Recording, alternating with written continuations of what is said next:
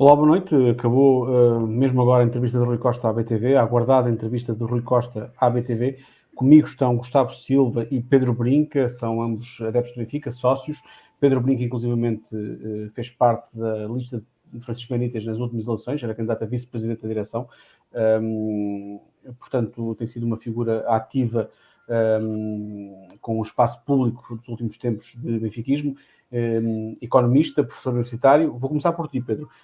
Que nota dás à entrevista do Rui Costa à BTV? Bem, primeiro agradecer o convite ao Sérgio e cumprimentar o Gustavo, um prazer enorme que tenho em contactar pela primeira vez com ele. Gostei imenso de um artigo que ele escreveu recentemente, precisamente sobre alguns dos tópicos que nós vamos aqui conversar. A nota que eu daria é uma nota 3. Rui Costa cobriu todos os assuntos, uns melhores do que outros. Eu diria que houve alguns tópicos que eu acho que Rui Costa poderia ter ido com mais profundidade, poderia ter explicado mais, algumas coisas ficaram por perceber. Trouxe algumas novidades, a questão da cidade do futebol. Acho que não deixou nenhum tópico por falar, apesar de nuns e noutros as explicações terem sido mais profundas que aquilo menos profundas que aquilo que se deviam desejar, mas globalmente uma nota 3, porque falou todos os tópicos, em particular. Uma das coisas que gostei bastante de ouvir foi esta ambição, e vamos ver como é que se vai concretizar, de realmente promover uma maior compliance da gestão dos melhores standards nacionais e internacionais para uma instituição da dimensão do Sport Lisboa Benfica. Vou passar a palavra ao Gustavo Silva, advogado, sócio 19.799. Eu sei isto porque está escrito precisamente na identificação do Gustavo, é por isso que eu sei. Gustavo, qual é a nota que dás à performance do Rui Costa nesta entrevista? Antes de mais, agradecer o convite, ok? Cumprimentar também o Sérgio e o Pedro, ok? É um prazer também. Acompanhei também as intervenções do Pedro, até um artigo recentemente, onde teremos a oportunidade de falar mais à frente. A minha nota vai em consonância com o Pedro, ok? Nota 3. Acho que foi uma entrevista que se aguardava. Na minha opinião, peca um bocadinho por tarde, mas aqui o ótimo é inimigo do bom e, portanto, os parabéns ao Rui Costa, não só por ter dado a entrevista, dado a cara, como por ter tido a coragem de abordar a maioria dos temas que preocupava aqui a nação benfiquista. Já teremos a oportunidade de falar, destaco e destacar aquilo que foi o melhor e o pior em relação à intervenção do Rui Costa, mas que saúdo, de facto, por uma longa e extensa entrevista em que não deixou nada por falar. Vamos continuar então, Gustavo. Qual é que, na tua opinião, foi o momento em que o Rui Costa esteve melhor na entrevista? Qual é que foi o momento mais clarificador, diria, para os sócios do Benfica? Eu acho que há aqui dois momentos, na minha opinião. O momento do Rui Costa, do ponto de vista da dinâmica do Benfica, para mim, sem dúvida, e até, mais uma vez em relação ao artigo que o Pedro também escreveu há pouco tempo, e que para mim é um artigo que deve ser aproveitado, porque somos todos aqui, eu e o Pedro, benfiquistas, e o que deve ser aproveitado é a questão do compliance, ok? As boas práticas, as regras. Isto não vem agora destas notícias recentes, mas tem a ver com, de facto, a implementação e a vontade de implementar boas práticas, regras, compliance, a nível do funcionamento da SAD. Acho que se saúda e que de facto é um marco. Acho que é um marco para o clube e perceber, sobretudo, no futuro, de que todas as decisões são decisões fundamentadas e colegiais e que devem estar explicadas, se não para fora, pelo menos internamente. E é tanto ou mais importante, e peço desculpa só por interromper, Força. Eu nesse artigo que falámos, fiz precisamente alusão a uma onda agora que vem de certificação desportiva, um sistema que foi criado e que está a ganhar algum momento de certificação das boas práticas das instituições desportivas, é um sistema de certificação que foi desenhado precisamente para o contexto da indústria do desporto, que já ganhou alguns parceiros. É um movimento muito influenciado por patrocinadores e percebe-se porquê. Porque os patrocinadores têm um risco reputacional grande quando rebentam escândalos que depois estão associados por inerência do patrocínio ao patrocinador. Existem estudos que mostram, de facto, até o impacto negativo na capitalização bolsista de alguns desses patrocinadores em função desses escândalos.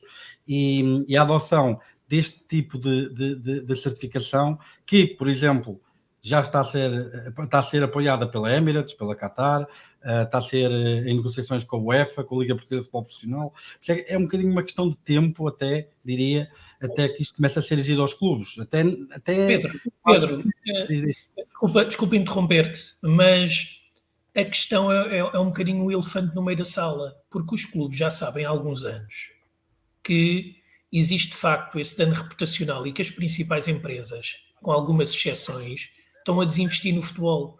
Há um estudo que está aí na prateleira porque ninguém quer falar, mas é um estudo que é do conhecimento da Federação, da Liga, dos clubes, em que foi feito um estudo de mercado ao nível de quais eram os conceitos e as palavras que ligavam mais ao futebol. E o estudo foi tão negativo do ponto de vista da ideia negativa que a maioria das empresas, a nível de não só de compliance, mas não estarem associadas a escândalos, a ideias, imagens negativas, o sentido tem sido o desinvestimento. Mesmo as grandes marcas nacionais, neste caso que apoiam o Benfica e é conhecido, tem havido um certo desinvestimento no futebol, não é? O que só motiva ainda mais a necessidade precisamente deste tipo de iniciativas. Eu acho que existe aqui uma oportunidade. Isto dentro daquilo que o Gustavo diz. Eu acho que o Gustavo tem 100% de razão. Rui Costa foi eleito em outubro, okay? Nas eleições mais concorridas da história do clube, com uma margem, obviamente, inequívoca, que não deixa qualquer margem de dúvidas sobre a sua legitimidade democrática. O Rui Costa tem toda a força que é precisa para meter as mudanças no clube, assim ele queira, e nós somos benfiquistas que estamos a propor soluções e a sugerir coisas para ajudar o clube, para ajudar Rui Costa a que este seja o melhor mandato da história do clube. Quer dizer, aí não há dúvida.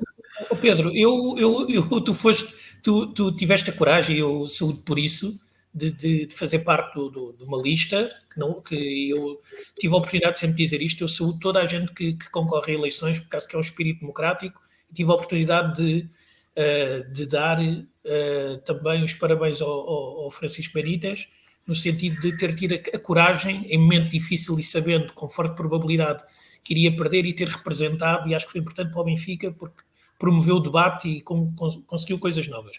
Mas essa ideia, um bocado estereotipada, não é? De quem traz ideias ou quem põe os temas à discussão ou porque é da oposição, eu penso que já saltámos esta parte. O Benfica não é um parlamento, não há oposição. Nós estamos aqui... Nada. O Rui Costa é o meu presidente, e eu acho que é um ponto aqui que não é um ponto que tem a ver com o Benfica, mas tem a ver com o Rui Costa, que é o presidente do Benfica, e que tenho levado alguma cacetada para essa expressão, por acharem que do meu benefício da dúvida em relação ao Rui Costa naquilo que eu escrevo. Normalmente não escrevo as coisas de ânimo leve, embora não escreva tudo aquilo que sei ou que se passa, porque acho que deve ser assim mesmo. Mas acho que foi um dos momentos importantes da entrevista, embora talvez um pouco extenso, demorou para aí os primeiros 10 minutos em que ele só falou praticamente dele mesmo, ok? Mas uma das coisas positivas que eu registrei, não do ponto de vista do Benfica direto, mas indiretamente, foi a tranquilidade com que ele olhou para o processo, ok? Do ponto de vista pessoal, do género, acho que não ficaram dúvidas a ninguém, ou muito pouca gente, que ele se sente confortável em relação ao facto de não ter qualquer tipo de problema da justiça, por assim dizer. As boas e más contratações são de outro lado. E vejamos uma coisa, Gustavo. Eu tive, no final de março de 94, nas bancadas do Estado da Luz, a cantar os parabéns ao Rui Costa no Benfica Parma, nas meias finais da Taça das Taças, em que ele até marca o 2-1, e eu até rasguei as calças na altura no arame farpado, que ainda havia no Estado da Luz, que já não há, a festejar o golo. O Rui Costa é um ídolo. Estás velho, Pedro. É a conclusão que estás velho, é só isso a conclusão. Tô. Hoje já não rasgava. Mas isto para dizer o quê? Isto para dizer que Rui Costa é um ídolo de todos os benfiquistas. Rui Costa, ainda para mais, para alguém da geração de... Eu nasci em 79, quer dizer, a minha geração foi a geração de Rui Costa, de João Vieira Pinto, esses foram os meus primeiros grandes ídolos. Por isso é óbvio que Rui Costa é um ídolo, está fora de questão. Agora, a questão que foi a eleição em outubro eram circunstâncias muito especiais. Porquê? Porque nós tínhamos tido um presidente com alguma contestação a casos de justiça, isso foi algo que acompanhou sempre. Até 2016 eram sempre casos em que o Benfica era posto em causa por alguma coisa que tivesse sido feita no âmbito da justiça desportiva ou alguma coisa assim, alguns casos até patéticos e ridículos, mas pronto, mas é assim, o Benfica ardeu muito na feira mediática, mas a partir de 2016 começaram a aparecer um conjunto de casos que eram problemáticos do ponto de vista da direção, no sentido em que eram crimes contra o Benfica, e era isso que começava a ser badalado, e aí é o grande ponto de viragem. E a partir desse momento as coisas mudaram. Quando Vieira é preso, não é? Quando Vieira é preso e Rui Costa assume a presidência do Benfica, era alguém que Vieira já tinha assumido que seria o seu Delfim, a pessoa eleita para o suceder, e teria sido um exemplo de uma podridão da vida associativa benfiquista, se uma lista de continuidade em que o anterior líder tivesse sido preso por crimes contra o Benfica, que a pessoa nomeada nessa lista de continuidade fosse a votos sem ninguém. E eu hoje estou em crer, e como tu disseste bem, assim, havia uma consciência óbvia que era muito difícil ter um resultado muito positivo nas eleições, havia uma consciência que nós poderíamos não ganhar, como é óbvio, mas eu estou convencido que hoje Rui Costa tem a força democrática do seu mandato, também porque 40 mil sócios benfiquistas foram votar nessas eleições e deram-lhe uma margem inequívoca e uma força inequívoca, que se não fosse umas eleições que não tivessem sido contestadas, não teria sucedido. Por isso, Pedro, Rui Costa... até digo outra coisa, eu acho que ele reconhece isso, ele acabou indiretamente, não abordou muito, também não era o tema fulcral, a própria Comissão da Revisão dos Estatutos. Não é? Algumas das pessoas que lá estão, não foi muito noticiado, mas ele falou do assunto, é uma comissão que ao fim e ao cabo ele procurou concentrar pessoas de vários, ele chamou-lhe movimentos, não é? E pessoas que se destacaram e era fácil também para ele entregar isso a outras pessoas que aparentemente até também queriam participar na revisão dos estatutos, que é um momento histórico no clube. E portanto o facto de ter colocado lá pessoas, eu vou dizer ligadas, permitam uma expressão, quer ao Noronha Lopes, quer ao Francisco Benítez, no caso salvo erro João Pinheiro, não é? Exato. Portanto, acho que é de facto uma vitalidade democrática que se saúda e que eu penso que é no caminho que o associativismo, neste caso clubista, permite, ok? E portanto esta coisa de falar... E agora que falaste mesmo na questão dos estatutos, na questão dos estatutos, já há aqui um ponto importante, eu gostei de ouvir Rui Costa dizer que de facto durante o mandato dele tudo fará para que o clube nunca possa perder o controle da SAD. E essa parte da revisão dos estatutos é importante, porque neste momento há uma parte dos estatutos que precisa de ser revista precisamente para proteger ainda mais isso. Ou seja, com os estatutos atuais não é possível, obviamente, o clube perder o controle da SAD, mas as circunstâncias em que isso pode ser alterado, neste momento, são um pouco exigentes. E se calhar mas atenção uma coisa, Pedro. A maioria da SAD, ok, não entrando em questões jurídicas demasiado profundas, não é aquilo aqui que nos traz, mas a maioria do capital da SAD não significa necessariamente o controle da SAD. Ou que tipo de controle é que estamos a falar? É um controle que é decisões desportivas, financeiras. Portanto, eu penso que o estatuto, e acho que as pessoas que lá estão são competentes e haverá também uma AG nesse sentido, mas é preciso destrinçar, não é? Nós temos sempre a ideia estereotipada de que quem tem a maioria do capital social controla sempre determinadas questões, não é? Mas quer em acordos parasociais, quer depois em outro tipo de deliberações que possam existir, penso que isso é preciso também esclarecer e certamente será quem lá está, certamente é competente.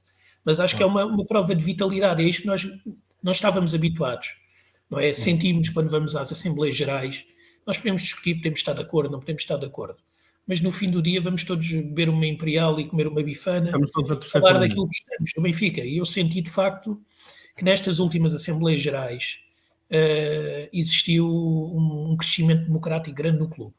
E eu penso que o Rui Costa é uma das coisas que não falou um pouco na campanha, não falou agora, e que eu gostava de ter ouvido, e penso que foi uma das coisas que faltou falar, tem a ver com o aproveitamento e a ligação efetiva dos sócios ao clube. É uma coisa que eu tenho tocado muito, porque acho que o Benfica, o maior ativo são os sócios. E acho que há muitas ideias, muita gente competente, muitas ideias competentes que não têm depois um veículo de transmissão no clube efetivo. Ok? Tens um e-mail geral, tens isto, tens aquilo, mas na prática há muita boa ideia que depois não é aproveitada, nem falo de pessoas só de ideias, porque de facto não tens um departamento, não tens ninguém no clube que consiga filtrar, não são as casas, não é nada disto. Portanto, este é um dos desafios que eu penso que se colocará ao Rui também em aproveitar, porque esta massa humana que nós temos, crítica, construtiva na maioria dela, sem aquelas ideias que toda a gente tem uma agenda secreta para isto ou para aquilo que não seja, por simplesmente puxar pelo clube e querer que o Benfica desenvolva, de facto acho que nós estamos a caminhar no bom sentido, devemos aproveitar mais. E é uma das dicas que eu deixo em relação ao que faltou, ao que eu gostava de ter ouvido e não ouvi. Ouvi coisas boas, de facto, ouvi sobretudo a coragem dele, ouvi esta vontade, houve coisas que eu não ouvi, houve coisas que eu ouvi e não gostei tanto, naturalmente. Acho que o projeto... Vamos a isso, precisamente, Gustavo. Ambos vocês... ambos concordam com, e usam a palavra compliance, inclusive no melhor que viram da entrevista. Conformidade. Vou para a parte pior, e aqui vocês diferem de alguma forma. Pedro, para ti, qual é que foi o momento em que Rui Costa não esteve tão bem nesta entrevista? É assim, se nós olharmos às últimas semanas, ou seja, há aqui vários níveis de assuntos que são importantes de discutir, não é? Mas aquele que foi mais premente, ou os dois mais prementes, foi a questão do Jorge Jesus, que eu acho que ele aí até teve relativamente bem. Eu acho que não tenho visto muitas vezes um presidente ou uma pessoa com elevada responsabilidade dentro de uma estrutura de um clube de futebol falar tão abertamente de notícias que por acaso nós já todos sabíamos, mas confirmá-las desta forma, não é? Eu acho que isso foi positivo. Mas, por exemplo, na questão da auditoria forense, eu fiquei muito insatisfeito. E fiquei insatisfeito porquê? Primeiro porque a auditoria forense teve resultados ou seja, o Rui Costa já teve resultados a 22 de dezembro relativamente a 3 processos que estavam a ser investigados pela Polícia Judiciária, mas não os liberta porque, segundo percebi, se não estou em erro, quer estender esta auditoria a mais 55 contratos. Primeiro, eu também não percebo porque é que não pode já publicar aqueles resultados, essa é uma. E segunda, estes 55 nem me parecem que sejam aqueles mais importantes para olhar, porque esses já estão a ter uma auditoria forense, passa a expressão, da Polícia Judiciária. O mais importante é tudo. E da comunicação social, de alguma forma, também, ou não? Pedro, é curioso, na noite das eleições, que o Record teve aqui o privilégio de me convidar a um painel, uma das coisas que eu falei que ficaram muito... Eu não sei se sabes, também digo aqui, não é nenhum segredo, eu fui inspetor da Judiciária durante cerca de uma década. E a meio da conversa e das auditorias que se falava, das promessas eleitorais, eu disse, mas a auditoria vai sempre haver uma. O Benfica não precisa de fazer uma auditoria, porque o Ministério Público, a investigação, vai sempre fazer uma auditoria. Portanto, o que importa é auditar, por um lado, aquilo que o Ministério Público não está a auditar, que é o que está dentro de casa, não é? Porque por mais que se leve, nunca se leva tudo, por mais buscas que se façam, há coisas que se sabem porque estamos em casa. E, por outro lado, há aqui uma coisa que eu gostava que o Rui Costa tocou e que nós, como benfiquista, também temos que saber discernir um bocadinho, que há aqui um problema de base entre o ovo e a galinha, que é o processo supostamente está em segredo de justiça, não é? Os jornalistas fazem o trabalho, esta coisa da comunicação social, de quem está a favor, contra, portanto, esta questão das fontes, etc., é sempre um assunto delicado, não é só do futebol, em relação a outros processos. Mas a verdade é que o processo está em segredo de justiça. Tendo por segredo de justiça, o Benfica também está limitado à informação que terá ou que receberá. Portanto, justiça externa apenas, Gustavo, creio eu, porque os arguidos e advogados dos arguidos, portanto já estamos a falar de algumas dezenas de pessoas que, calhar, já tiveram acesso ao processo. Correto, mas neste caso, o Benfica, não sendo assistente, é sempre um elemento externo. E a questão é porque é que não se constitui assistente, o que é uma situação muito caricata e se calhar tu podes ajudar-nos a perceber um bocadinho, eu não sou jurista, mas para mim o chocante é que Rui Costa disse que não se constituía assistente porque os advogados diziam que neste estado do processo não fazia sentido. Então, mas vocês não estão dentro do processo, porque a SAD do Benfica não é arguída, são elementos da SAD do Benfica e elementos passados que são arguídos. A minha pergunta é, como é que eles vão saber o estado do processo sem se constituir assistentes? Isto também foi algo que me deixou insatisfeito com a explicação. Não é? Eu aí ponho em 2 pontos e contra mim falo pela minha atual profissão, mas os advogados aconselham, ok? O vice-presidente jurídico pode aconselhar, que ele falou, mas quem decide é a direção e, neste caso, o presidente. Não é? Portanto, não quero pensar, até porque uma das coisas que eu acho que também que o Benfica precisa é de se reforçar internamente com gente capaz e para tudo e mais alguma coisa, nomeadamente em temas sensíveis, estarmos sempre a recorrer a gente externa. Eu prefiro que o Benfica, de facto, invista em quadros competentes internos e que não ande a pagar fortunas para consultores, para advogados, para financeiros, etc. E que, de facto, crie equipas fortes in-house. Eu prefiro assim.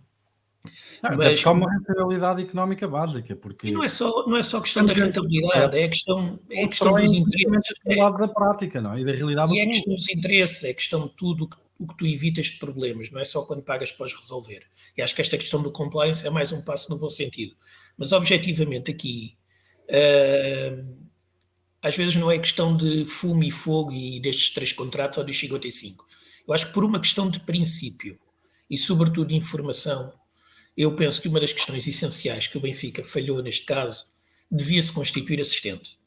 Eu até admito que, pura e simplesmente, possa dizer, nós somos assistentes, não vamos comentar notícias porque, enquanto o segredo de justiça, nem que seja externo, esteja determinado, ou cesse, seja com uma acusação, seja com o fim determinado, que eu não sei em que está tal processo.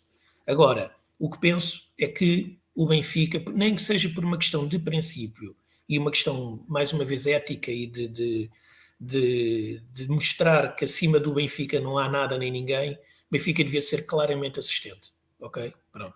Isto, para mim, é claro, é uma questão simbólica até, mesmo que no fim se chegue assim, não vamos pedir nada, não há nada a pedir, seja o que for, mas nós estamos em cima disso.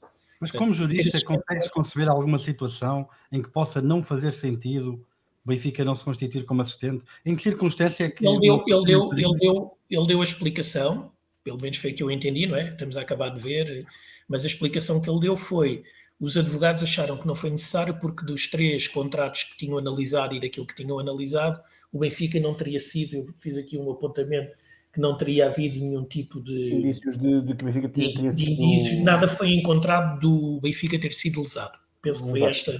Mas tem alguma coisa a perder em se constituir como assistente? Dinheiro, neste caso, tempo e dinheiro, não é? Os advogados são caros, alguns mais do que outros, mas a perder não tem nada, porque um assistente não tem obrigatoriamente de fazer nada. Pode fazer uma acusação junta própria, pode acompanhar a do Ministério Público, pode ou não pedir. O Benfica, se no fim for lesado, é sempre notificado, pode-se ainda constituir assistente, etc. Agora, eu acho é que por uma questão mais de imagem e de ter a informação limpa e total daquilo que lhe é possível dentro daquilo que for determinado ao nível do acesso ao processo, eu penso que era fundamental que o Benfica fosse assistente, e nisso para mim é cristalino, mais que não seja bem que chegasse ao fim e disse: meus amigos, estamos cá, somos assistentes, chegámos à conclusão, o Ministério Público chegou, nós também, de facto não há aqui nada, o Benfica não foi lesado em nada. Ok, tudo bem, sim, não, talvez, mas pelo menos estivemos lá. Parece que estamos sempre a correr um bocadinho em contra, um bocadinho devagar demais, como eu tive a oportunidade de dizer da última vez. É o que eu sinto às vezes aqui no processo decisório do Benfica, parece que vamos sempre um bocadinho devagarinho, ok? Pois. Parece-me que falta alguma, aquela determinação. Não sei se houve gente a mais, se houve gente a menos, se há alguma indecisão, mas penso que o processo decisório do Benfica também é normal, é uma direção com 3 meses, mas parece-me um bocadinho lento. E há aqui uma dimensão em que eu acho que essa falta de decisão pode até não ser o melhor, porque, por exemplo, nesta questão da compliance da gestão, estes movimentos que andam, pronto, que existem para as organizações esportivas serem certificadas nestas áreas, é um movimento a ganhar momentum, a ganhar força, e que o Benfica poderia ser um primeiro clube a ter a sua gestão certificada. E num contexto em que, de facto, está nesta feira mediática, eu acho que o Benfica poderia ganhar um mediatismo e beneficiar bastante da projeção mediática que teria, lá está, efetivamente o primeiro clube de futebol, apesar de já de haver outras instituições, ser o primeiro clube de futebol, instituições, organizações, a Liga Europeia de Rugby, o UEFA... Há várias coisas aqui que o Benfica pode ser pioneiro, porque o Benfica é uma marca, a maior marca nacional. Okay? O que eu acho é que nós ainda não estamos capacitados de pelouros, definição disto, etc. Ainda não sinto que estejamos totalmente capacitados para dar resposta. Eu gosto de ser coerente com as minhas ideias, mudo quando tenho que mudar, acho que só não muda de ideias quem é tolo, mas a ideia que me dá é a ideia ainda inicial e que se tem visto em alguns departamentos, que é a mudança, foi uma mudança, mas foi claramente insuficiente, não é? Portanto, ainda há muita coisa para mudar, muita coisa para inovar, muita coisa para trazer de novo, eu não gosto do termo limpeza, mas o que se sente aqui é um certo, como é que eu ia dizer, uma certa manutenção do status quo em coisas a mais. Ok, eu percebo que não dá para mudar tudo ao mesmo tempo. Sou daqueles, e já disse isto, já escrevi isto, é público, que acredita claramente que o Rui Costa tem vontade. Também já disse claramente que achava que ele devia ter mudado mais, e acho que deve mudar mais, e acho que alguns resultados, apesar dele dizer que nada está perdido, estão à vista em certos momentos-chave. Não é? Ele falou das modalidades amadoras. Foi uma das coisas que ele falou mais falando menos, não é? E o projeto das modalidades, quer dizer, tem um rosto, atenção, e não é nada contra A ou contra B, somos todos do Benfica e ninguém é mais do Benfica do que outros, ok? E acredito que quem lá esteja pode dar o melhor, mas por vezes, de facto, nós temos que ver, e é isto que eu não vi, a nível da política do projeto. Ok, nós temos 4 anos, temos 10 modalidades. Gustavo, porque já estás a começar a falar precisamente aquilo que distinguiste como o pior da entrevista, que é o sentimento de falta de um plano efetivo para o futebol e para as modalidades, não é? Verdade, porque foi onde eu senti menos substância e mais lugares comuns, que todos gostamos e todos concordamos, não é? Não está tudo perdido, vamos fazer melhor, vamos planear, etc. Mas em concreto, os planos, não é? Em qualquer... Houve uma frase que eu acho que ele disse que pode indicar uma aposta mais firme nas modalidades do ponto de vista financeiro. Ele reconheceu que os nossos rivais neste momento, em algumas modalidades, gastam bastante mais do que nós e que ele está na disposição de o fazer. De fazer esse matching, pelo menos. Os relatórios de contas não sugerem que isso seja assim tão óbvio, mas pronto, mas é bem-vindo de facto esse reforço competitivo, porque o Benfica já foi hegemónico nas modalidades há relativamente pouco tempo. Nós víamos dentro das modalidades de pavilhão, víamos que de facto o Benfica era campeão em quase todas de forma sistemática e continuada, e de repente, há uns 5, 6, 7 anos para cá, foi progressivamente perder, primeiro no futsal, depois noutras, no hóquei em patins, etc., em que perdemos essa hegemonia. Eu, do que tirei da entrevista de Rui Costa, foi que, entre linhas, havia dois pensamentos. Um, que havia algumas equipas que ainda estavam numa fase de maturação e de crescimento por novas aquisições, equipas novas, etc. E outra, que estaria na disposição de ter uma aposta mais firme do ponto de vista financeiro das modalidades, mas pronto, mas vamos ver o que é que vai ser daí. Mas vocês não acham que as modalidades são eu não quero chamar um acessório, mas de alguma forma as modalidades não têm que vir a reboque do futebol? Isto é, primeiro com o futebol sem dúvida. A 7 pontos do primeiro lugar, já que lanças... longe de garantir a Liga dos Campeões, não acham que o foco total desta altura deve ser o futebol? Pedro? Não, é sempre o mais mediático, é aquilo que faz andar o clube. O Benfica é, primeiro que tudo, um clube de futebol, como é óbvio, quer dizer, é isso que faz mexer toda a gente. E aproveito então essa deixa para lançar aqui duas coisas que eu acho que foram menos positivas. Uma, apesar de eu ter gostado da abertura com que ele falou sobre o caso de Jorge Jesus, quer dizer, eu acho que houve ali algumas coisas que foram um bocado estranhas. Quer dizer, ele primeiro desvaloriza estes contactos com o Flamengo, porque isto não é nada, porque se as pessoas quiserem se encontrar, falam por telemóvel. Epá, então, mas até para isso podem falar por telemóvel, escusam de fazer almoços e jantares públicos onde são fotografados à vista de toda a gente. É preciso ser muito ingênuo para achar que aquilo não foi programado. Eu tenho uma teoria sobre isso, não é das mais populares, sobre esta dinâmica. Eu acho que Jorge Jesus, pura e simplesmente, queria ficar no Benfica, mas queria renovar contrato. Aliás, nos anos em que, ou quando Jorge Jesus ou ganhava muito, ou não ganhando, estava perto de terminar o contrato, ali a uma altura começavam a aparecer notícias que ele ia para o Porto, no Porto, nomeadamente, estava interessado, não sei o quê, sempre para forçar a renovação de contrato, sempre para forçar a renovação de contrato. E eu acho que desta vez não foi muito diferente. Jorge Luz percebeu que tinha ali um mês muito complicado. Aquela questão do Flamengo, que acho que caiu para ele como mel na sopa, não é? E eu acho que era claro que o Rui Costa não queria que Jorge Luz continuasse, queria que ele ficasse até ao fim do ano. Eu acho que o Rui Costa está a ser 100% honesto quando diz que sim, que queria que ele ficasse até ao fim do ano, mas não queria que ele ficasse para além disso. Porque... Acho que isso, Pedro, eu acho que é evidente. Eu estou muito à vontade porque a vinda de Jorge Jesus, já a primeira estada do Jorge Jesus, que jogarmos o triplo, etc., eu tenho uma visão um bocadinho mais cáustica daquilo que ele conseguiu e não conseguiu.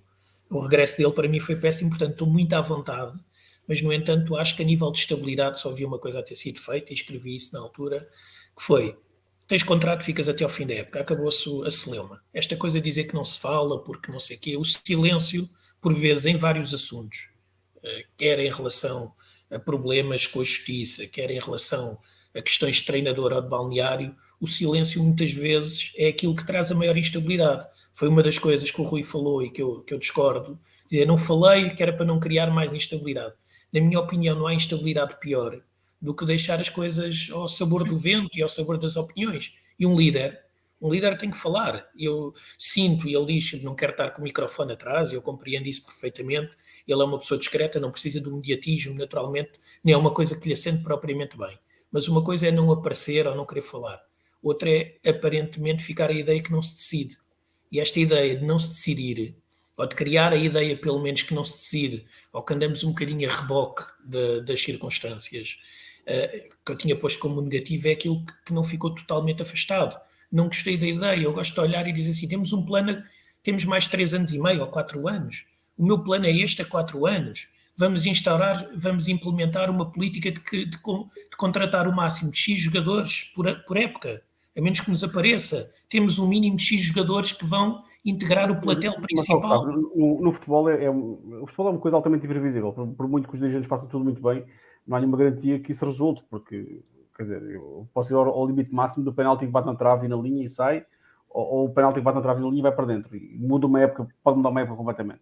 Portanto, o que é que o Rui Costa pode prometer no futebol que não seja, lá está, planear, programar, antecipar, sim senhor, mas não pode prometer mais uma linha claramente que pode falar, por exemplo, aquilo que tu viste no ano em que nós perdemos o Penta, não é? Foi um desinvestimento brutal no plantel, não é? Parecia que era um bocadinho, olha, aquela brincadeira que nos diziam quando éramos miúdos, não é? Que olha agora o miúdo a andar de bicicleta, olha agora sem mãos, olha agora sem pés, depois com uma altura que era olha agora sem dentes, não é? Quer dizer, o Benfica no ano do Penta desinvestiu claramente no plantel, promoveu demasiados jovens, parecia que os jovens agora eram solução para tudo, e é um bocadinho esta navegação à vista, porque depois eu lembro-me das declarações de Luís Filipe Vieira à televisão, a dizer que ia continuar aquele projeto, porque era aquela a visão dele, que a pior coisa que podia acontecer ao Benfica é chegar num demagogo qualquer com um cheque de 100 milhões para comprar tudo e mais alguma coisa, não é? E o Benfica ficava num buraco. O que ele não disse é que esse demagogo ia ser ele, passado 1 ano ou 2, não é?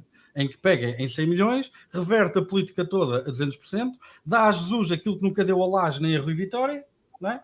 E depois investe os 130 milhões em 2 épocas, 100 milhões na primeira, de Jorge Jesus.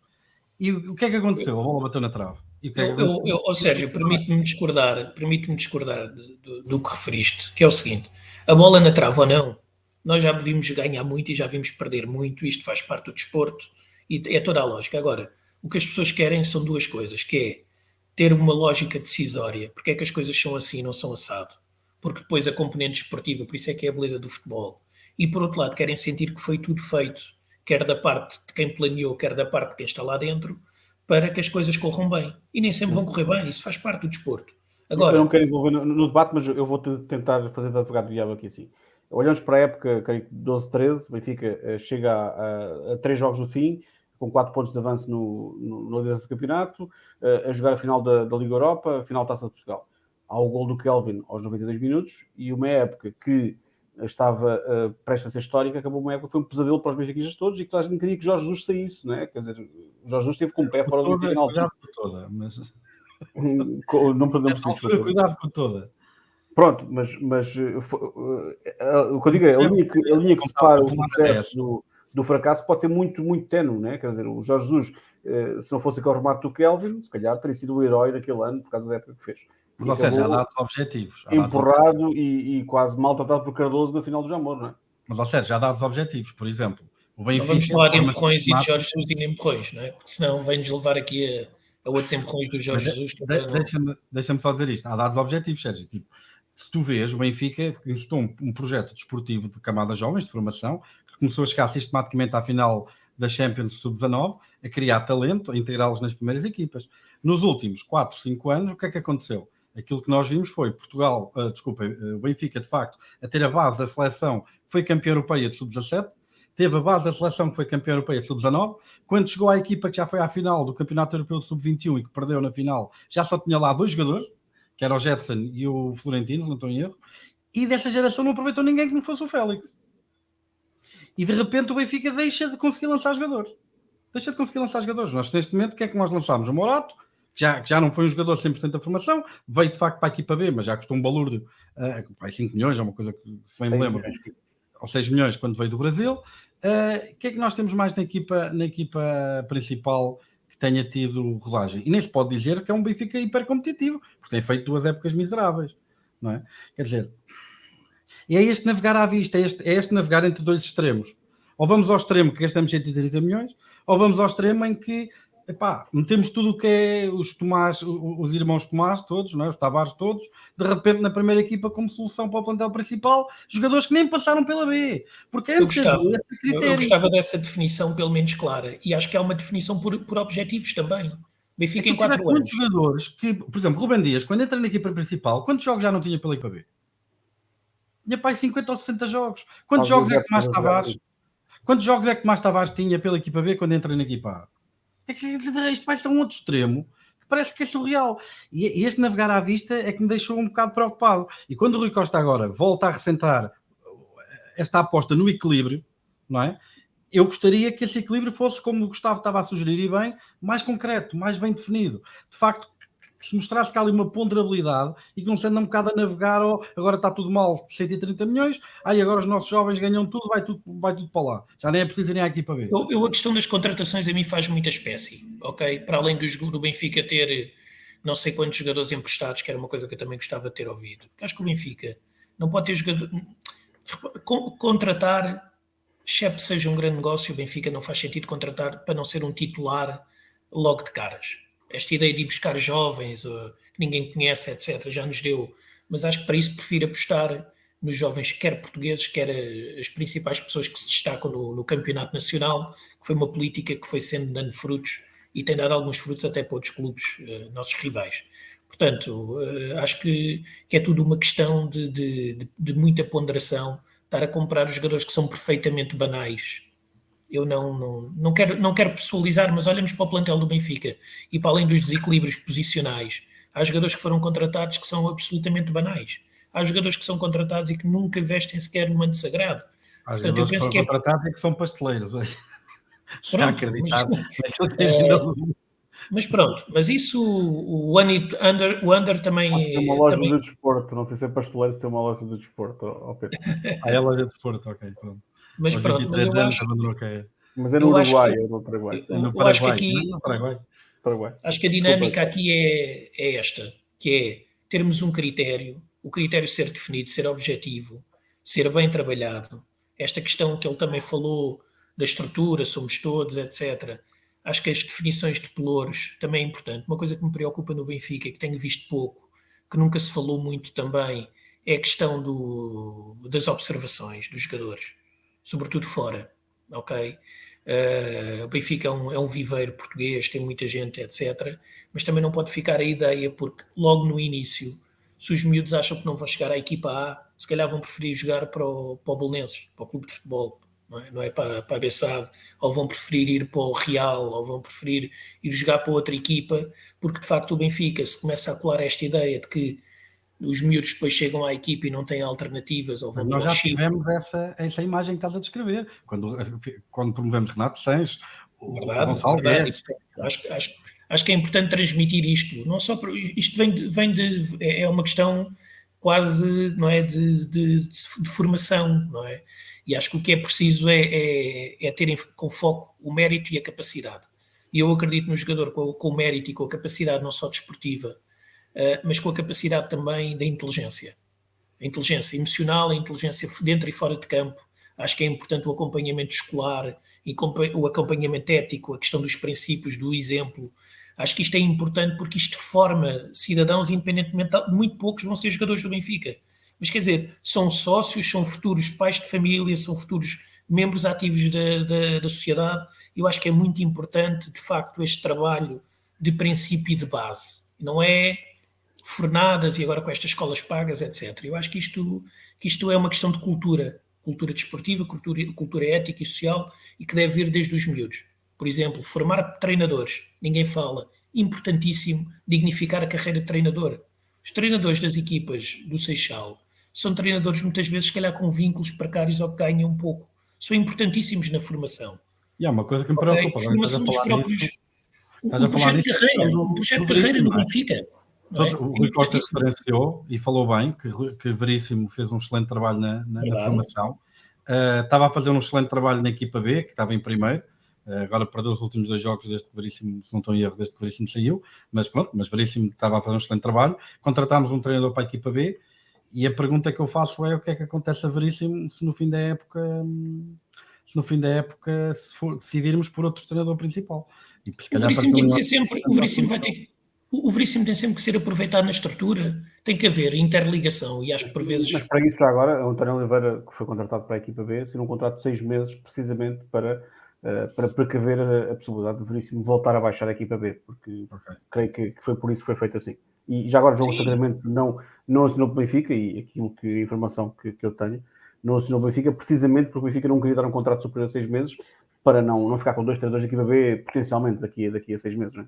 Mas há tanto trabalho para fazer no Seixal, tanto trabalho, tanta interligação, tanta ligação, tantas equipas, tantas dinâmicas, se calhar, comuns, tantas observações, se calhar, tantos movimentos que podem ser inter-equipas, inter-idades, que me espanta um bocadinho, de facto, acharmos que são questões imutáveis. Ok, o Seixal não precisa ter gente a mais, mas o que me parece é que a nível da estrutura do futebol jovem, para a quantidade de questões, falta integração e interação entre as várias camadas. Não digo para jogarem todos com um estilo de jogo, etc., mas o que me dá a ideia, sobretudo, de algum feedback que também tenho do Seixal, é que, de facto, esta ligação do futebol profissional trata um bocadinho as camadas jovens, os treinadores das camadas jovens e a importância um bocadinho com os pés, ok? E estamos a falar de treinadores. Portanto, esta ideia da formação dos treinadores é importantíssima. Eu acredito muito na formação.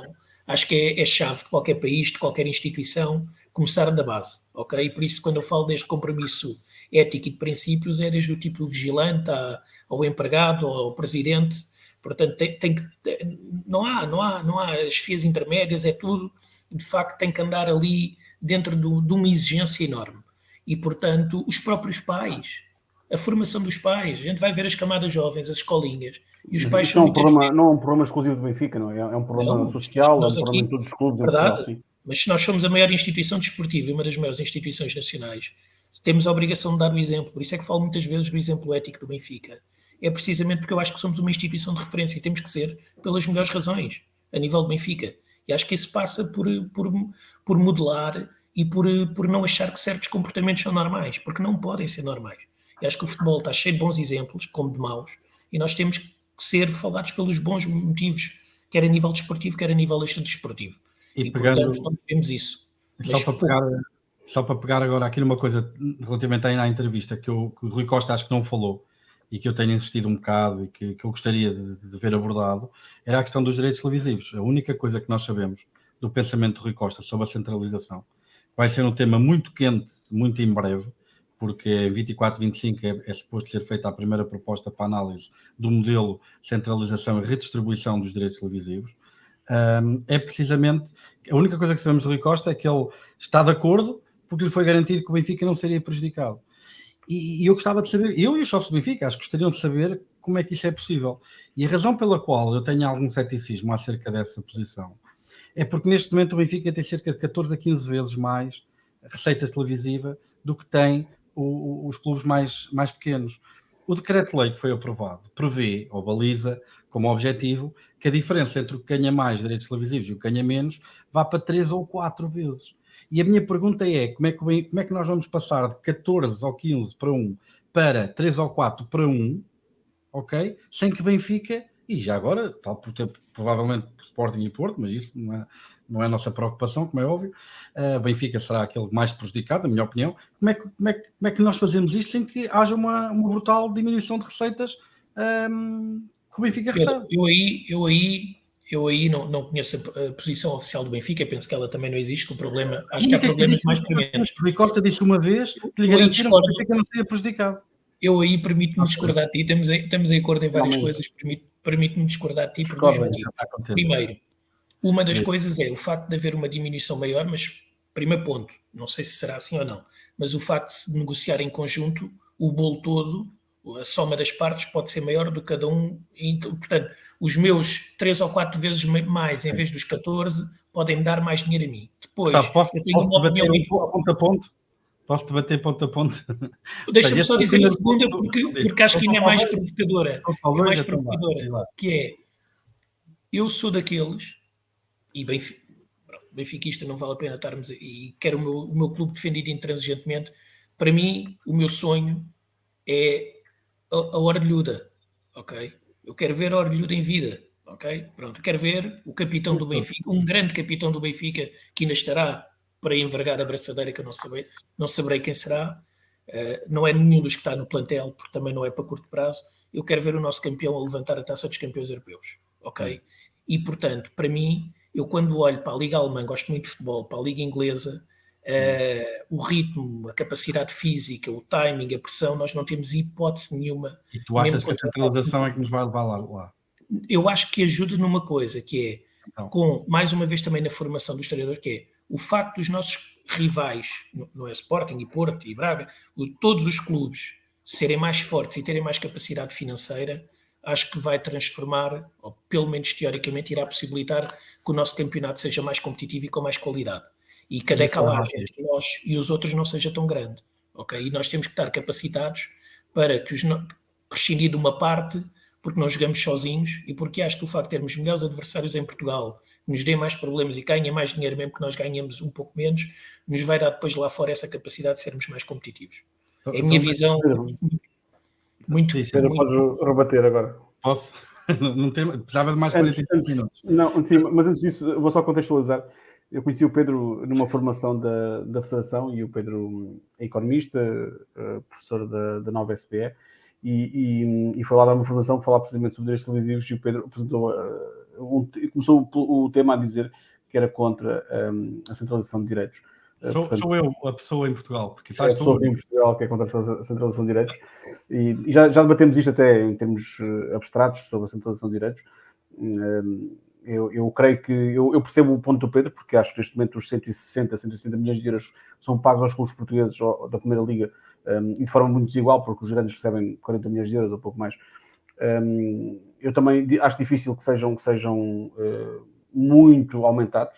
Acho que o valor da Liga Portuguesa não é muito mais do que esse bolo total, e portanto levanta uma questão, que é como é que se faz uma distribuição com esse rácio de 3 a 4 vezes entre o primeiro e o último, sem cortar aos mais bem pagos. É de facto uma questão importante, mas agora vou deixar o Pedro rebater os argumentos. Em primeiro vou fazer só uma provocaçãozinha ao Gustavo. O Benfica não tem rivais. Não sei se te lembras do nosso hino. O Benfica não tem rivais neste nosso Portugal. Tem adversários, ok? Esse é o primeiro pontinho só de provocação da brincadeira. O segundo, ou seja, o argumento que tu trazes são dois, não é? O primeiro, que uma negociação centralizada aumenta a receita, aumenta o bolo, e então, havendo um bolo maior, consegue-se dar mais aos mais pequenos e diminuir esse ato. De facto, houve um relatório da McKinsey, feito em 2019, pré-Covid, que apontava que essa negociação centralizada iria levar a um aumento de 30% de receitas nos clubes grandes e um aumento de 3 vezes de receitas nos clubes mais pequenos. Ou seja, esse argumento é um argumento muitas vezes usado. E o teu segundo argumento, se me lembro, tinha a ver com o facto de que, aumentando a competitividade nacional, entre o primeiro e o último, temos jogos mais competitivos, aquilo que nós vamos ter é equipas mais preparadas para competir com os internacionais. Então, eu gostava só de pôr em causa esses dois pontos. O primeiro tem a ver com o aumento da receita. Eu não acredito nesse aumento da receita por uma razão muito simples. E não é por uma questão de Covid. Primeiro, porque essas projeções de aumento de receita foram feitas num contexto da década de 2010, em que houve uma explosão de direitos televisivos, do valor deles. E foi um bocado uma interpolação linear, uma projeção para a frente, que esses direitos iam estar sempre a subir. Em Inglaterra, no último ciclo, antes do Covid, os direitos nacionais para a Liga Inglesa para a Premiership, já tinham diminuído. Ok? Já tinham diminuído. O mercado já mais do que dava sinais... Mas os nacionais também, Pedro, porque os internacionais aumentaram... Os nacionais, porque os internacionais aumentaram bastante. Eu ia ter a seguir. E isso é um ponto importante. Os nacionais já tinham estagnado, ok? No caso da Inglaterra, eles aumentaram como um todo, precisamente por causa daquilo que o Sérgio estava a dizer, porque a Premiership aumentou em 30% dos direitos para fora da Premiership, os internacionais. Ok? Mas Portugal aí faz 0. E a Liga Portuguesa faz 0. E podemos ir falar se a centralização, se era outro ponto ainda, os tais 45 minutos extra que precisávamos para discutir isto tudo, se essa centralização nos iria permitir vender a Liga Portuguesa para fora. Eu também acho que não. Mas isso é outro ponto que depois podemos discutir se quiseres. Mas o ponto aqui seria se teríamos essa capacidade de aumentar a receita. Vamos pré-Covid, porque depois Covid baralha isto tudo, não é? Pré-Covid. Portugal já era, em paridade de poder de compra, per capita, o terceiro país da Europa que mais gasta em futebol. Tu não consegues mifrar mais dinheiro ao português. Ele já gasta em futebol aquilo que os franceses não gastam, os alemães não gastam. Quer dizer, só a Inglaterra, só a Liga Espanhola e a Premiership, per capita, em paridade de poder de compra, é que gasta mais do que o português. O português não tem mais capacidade para gastar dinheiro. Acho que essa dimensão de vamos fazer uma negociação centralizada para aumentar o bolo, acho que esse efeito ia ser muito reduzido, porque o português já gasta muito. Muita gente já tem a BTV e a Sport TV, e depois já teve que ter a Eleven. Quer dizer, eu estou em crer que esse efeito quantitativo, reconheço que possa existir, mas quantitativamente acho que seria muito limitado, porque o português já gasta muito em futebol e não é crível que consiga gastar muito mais. O segundo ponto tem a ver precisamente com esse, aumentando a competitividade da Liga Portuguesa, que as equipas seriam mais competitivas e tendo mais competitivas, tendo um maior nível de competitividade a nível nacional, vão conseguir ter maior competitividade a nível internacional. Eu não vejo isso. Tanto que nós até criamos regulamentos, ano sim, ano não, de maneira que até tem prejudicado o Benfica, que os primeiros jogos da época, que é quando jogar para a eliminatória da Champions, não podes ter jogos entre os grandes. Então, mas se ter jogos competitivos é aquilo que nos ajuda a ser competitivos depois, lá fora, porquê é que nós fazemos isso? Porquê é que se fala da ressaca europeia? Porquê é que se fala em poupar jogadores ao domingo para depois podermos jogar contra eles à quarta-feira? Porquê é que crucificámos Jesus na cruz? Né? Dizíamos que as equipas só duravam até março porque dizíamos que tínhamos de estar nas frentes todas. Ou seja, eu não vejo isso. Eu não vejo que isso vá por aí. Não vejo, sinceramente. Pedro, sabes porque é que poupas jogadores da ressaca europeia? Porque podes. Porque sabes que mesmo com os jogadores sem ser com os jogadores principais... Agora imagina, se tu no sábado, em vez de jogares contra o último classificado, que mesmo assim já nos rouba pontos mais vezes que aquilo que tu ia, se tu vais jogar contra o último classificado, tem uma equipa super competitiva. Tu não podes dar ao luxo de descansar jogadores para depois jogares à quarta na Champions. E depois como dizia a minha avózinha, junta-te aos bons e serás como eles, junta-te aos maus e serás pior. Epá, eu acho que mas, Gustavo, eu prefiro jogar contra adversários melhores. Gosto de ver o Benfica, gosto de defrontar na minha atividade profissional e até jogo amador, gosto de quem me desafie e de quem me faça elevar o nível. Porque senão torno-me, e acho que é um dos problemas do Benfica, aburguesou-se, entendes? Portanto, eu acho que o facto de sentires que cada jogo estás em risco de perder, não é aquela ideia do quase toda a gente vai ganhar e perde 2 pontos e agora chegamos ao fim da primeira volta e 7 pontos e ninguém perde 7 pontos porque isto e por aquilo.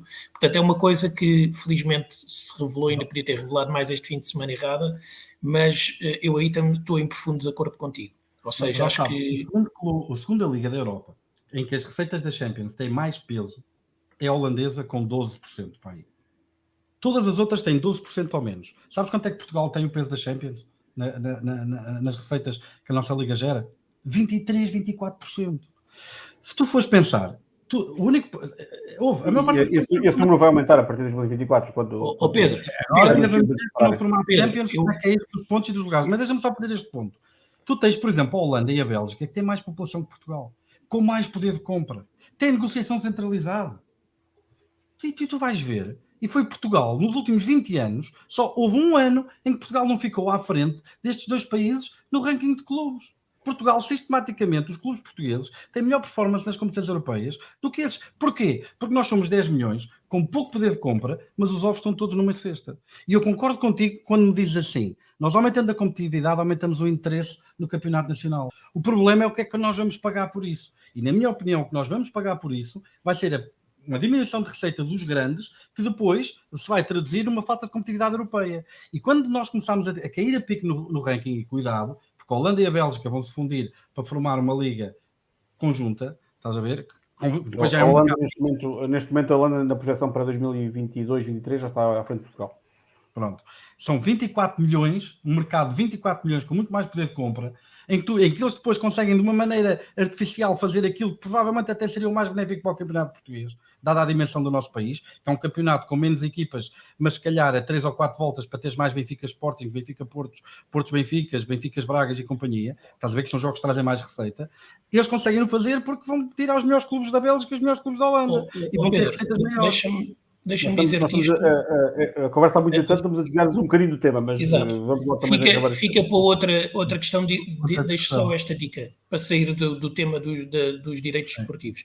Hoje em dia, a questão dos direitos e da imagem, etc., na minha opinião, e foi uma das coisas até que falei na última Assembleia, que foi uma das coisas que eu acho que o Benfica pecou na questão da Covid, que foi a dimensão digital do Benfica e dos clubes, ainda está muito embrionária. Tokens, NFTs, gaming, fantasy leagues, gambling, portanto são tudo facetas que eu acho que dentro de um pacote podem proposta, tenho uma específica nessa área, que eu fiz no princípio da época, ao Benfica. Na questão dos NFTs, e foi uma coisa que um clube brasileiro agora recentemente também fez, nós podemos vender todos nós temos paixão por jogadores. Eu tenho uma paixão pelo Gonçalo Ramos. Eu adoro o miúdo, acho que ele vai ser um grande jogador, é daqueles que eu tenho fezada. E eu adorava comprar um NFT que me desse uma porcentagem sobre os direitos de formação do Gonçalo Ramos. Nós não podemos ter o passe, porque isso obviamente estamos proibidos pelas regras da UEFA, mas podemos ter, a imagem do que agora foi feito num clube brasileiro, vender NFTs sobre os direitos de formação dos jogadores desses, e podemos fazer fundraising com isso. Por exemplo, tens muitas coisas. Em Itália estão a fazer coisas interessantíssimas, isso levar-nos-ia a outra discussão, mas acho que ver os direitos desportivos agora só como a mera pagar para ver canais pagos e o que isso vale, vai ser cada vez menos, na minha opinião, vai ser limitado, e acho que o futuro vai passar por uma centralização que não passa só pelos direitos desportivos da transmissão em si, mas todas estas questões que podem mais ou menos vir acopladas, ok? Mas isso levar-nos-ia para outra discussão aqui do nosso Benfica. Também tenho a ideia que o Benfica está a trabalhar a nível de tokens e de moeda digital, pelo menos, foi o que eu ouvi dizer, não é? Não sou jornalista, portanto não tenho fontes, mas ouvi dizer que o Benfica já não está a dormir em relação a esse assunto. Okay? São boas novidades. Não vi isso e confesso que são conceitos que eu não domino. Lá está, eu sou um produto dos escudos da moeda física ainda. Eu acho que toda a gente quer lançar uma moeda digital, mas muita gente explica qual é os ganhos que isso tem. Claro. Mas isso é outra conversa. Mas os clubes nisso têm muita vantagem. Podem dar muitas vantagens diretas e indiretas e claras e objetivas a nível de possibilidade em concretizar interesse por tokens, que não seja só uma valorização bolsista. Vamos para... Só queria deixar-vos com mais uma pergunta. Pedro, qual foi a pergunta que ficou por fazer neste debate? Pergunta que ficou por...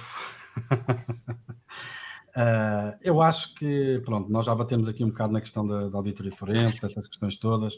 Eu acho que uma pergunta óbvia que ficou por fazer foi porque é que a auditoria forense não se estende muito mais dilatadamente no tempo, pelo menos desde 2016, ou 2017, foi quando começaram a surgir os primeiros casos que apareceram, começaram a ser vinculados na imprensa de casos em que poderia haver crimes contra o Benfica, ok?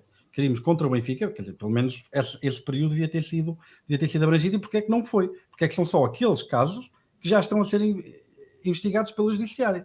Estamos a fazer uma dupla auditoria forense, perdoem-me a expressão, uma da Judiciária e uma da Ernst & Young. Parece-me que é chover mais no molhado. Eu acho que o Rui Costa deveria estar interessado, sobretudo, em poder fazer um corte radical com o passado, assegurando-se que tudo aquilo que está para trás é unimpeachable. Isso não ficou. Só para terminar e dizer uma coisa, uma promessa que eu fiz, uma das coisas que eu gostava de ter ouvido falar também era a questão do ciclismo, que é uma modalidade que está sempre a falar, que gostava de trazer no âmbito das modalidades, e que fica no ar, e que eu gostaria de ter sabido alguma coisa, mas pronto, creio que pode ser que no futuro se saiba. Gustavo, agora eu desafio para ti. Qual foi a pergunta que ficou por fazer? A pergunta que ficou por fazer foi, de facto, a concretização a nível do projeto. Ok, eu penso que quer das modalidades, quer do futebol, não é? Que é o motor.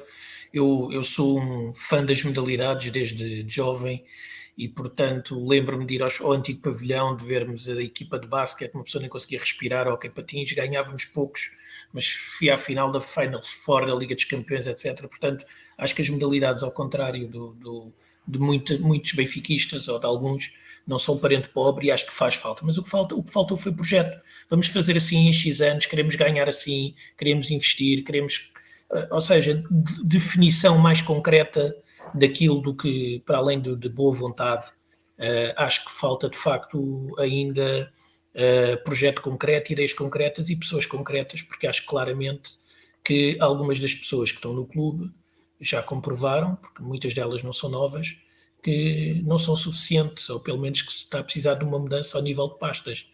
Outra coisa que eu gostava de que o Benfica ficasse por fazer é de que forma é que os sócios podem, para além daquela chavão de ir aos pavilhões, ir ao estádio, que fazemos uns mais que outros, mas acho que o Benfica não se pode... Um conselho benfiquista?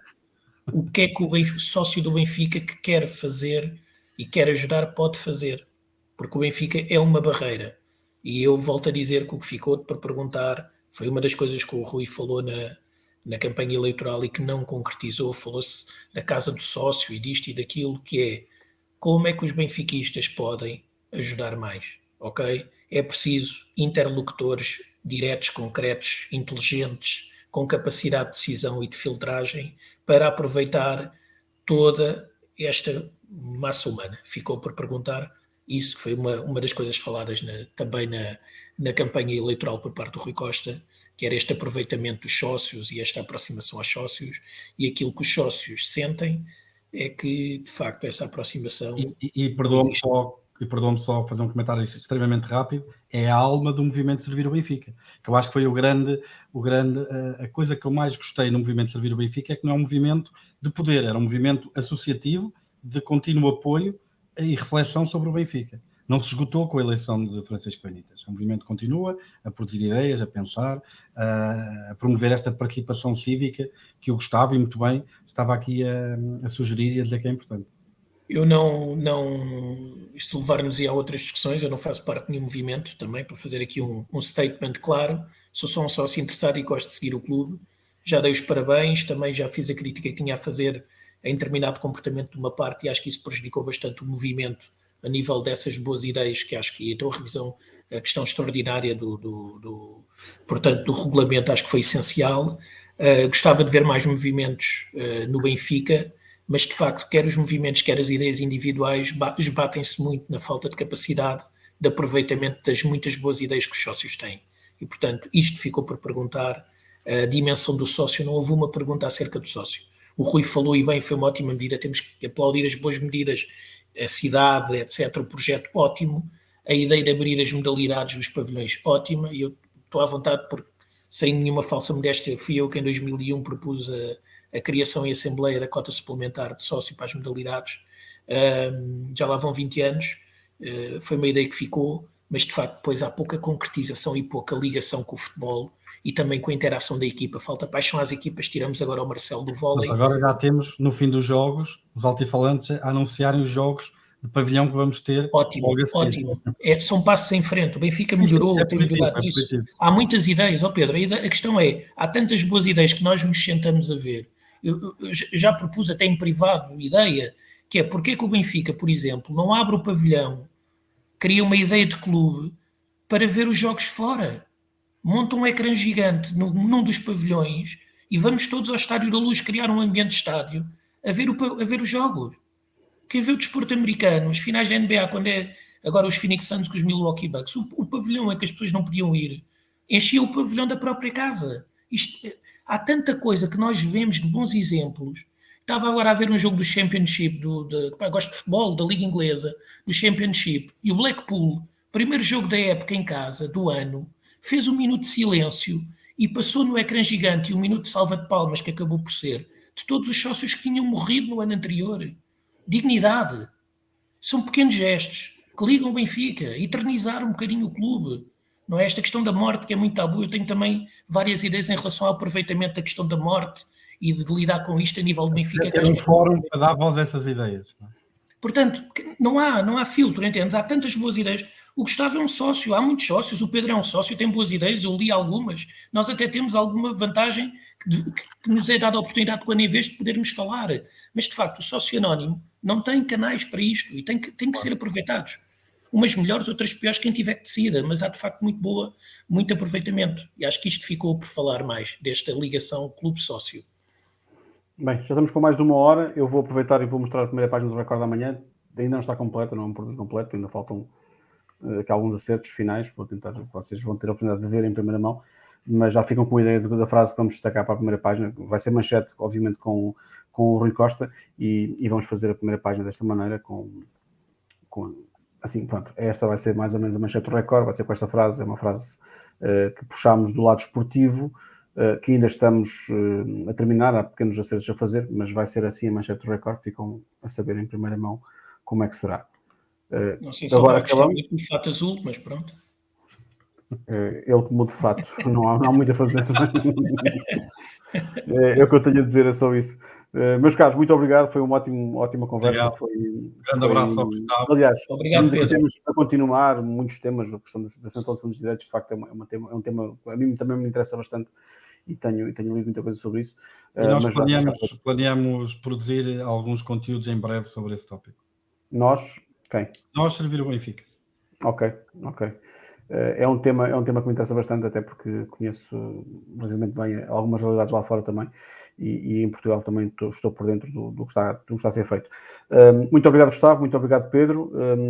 Foi uma noite de ativismo e até à próxima, sim. Tá bom, obrigado, Pedro. Um abraço, muito gosto. Até breve. Igualmente. Sábado, na Luz, não é? Mais nada. Um abraço.